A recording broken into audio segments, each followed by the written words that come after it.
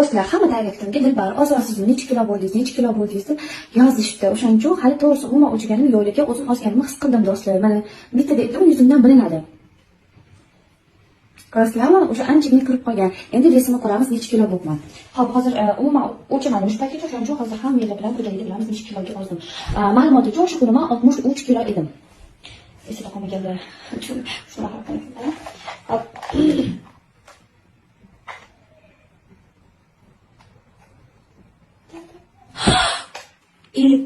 57 to'g'ri. Necha kilo bo'lganman?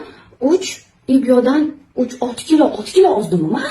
Bu degani 6 kun oda qo'ydim sizlarga. Kuniga 100 1 kilodan tashladim degani sizlar.